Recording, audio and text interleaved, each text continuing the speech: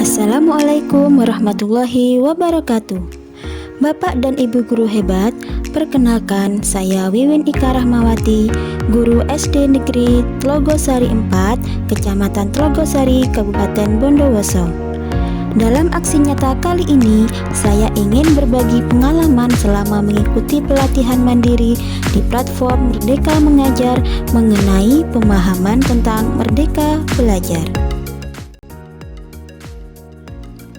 Pada topik yang pertama ini terdapat 5 modul Merdeka Belajar yang telah saya pelajari. Yang pertama yaitu tentang mengenali dan memahami diri sebagai pendidik. Yang kedua adalah mendidik dan mengajar. Pada modul yang ketiga yaitu tentang mendampingi murid dengan utuh dan menyeluruh. Pada modul yang keempat yaitu tentang mendidik dan melatih kecerdasan budi pekerti. Dan pada modul yang kelima yaitu modul yang terakhir, pendidikan yang mengantarkan keselamatan dan kebahagiaan.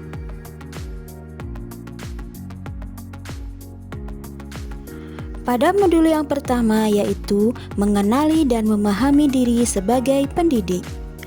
Memahami dan menghayati diri sebagai manusia yang merdeka untuk terus belajar, menyelaraskan peran guru yang relevan dengan konteks murid dan zaman. Bertutur kata lembut, mendengarkan pendapat, memotivasi, dan senang belajar. Pada modul yang kedua yaitu tentang mendidik dan mengajar.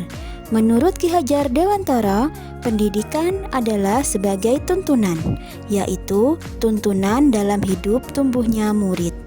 Maka, mendidik adalah menuntun segala kodrat yang ada pada murid agar mereka dapat mencapai keselamatan dan kebahagiaan yang setinggi-tingginya, baik itu sebagai manusia maupun sebagai anggota masyarakat. Selanjutnya, pada modul ketiga yaitu mendampingi murid dengan utuh dan menyeluruh. Pada modul ini kita belajar tentang pendidikan bergerak dinamis, menyesuaikan keadaan yang terus bergerak begitu cepat. Setiap murid dilahirkan dengan kodrat alam yang berbeda-beda. Kita tidak bisa mencegah perubahan zaman, sehingga cara mendidik dan mengajar guru harus sesuai dengan perkembangan zaman. Pada saat ini kita sudah ada pada zaman IT atau teknologi. Maka dalam pembelajaran kita hendaknya menggunakan IT atau teknologi. Jadi kita harus mengikuti perkembangan zaman pada saat ini.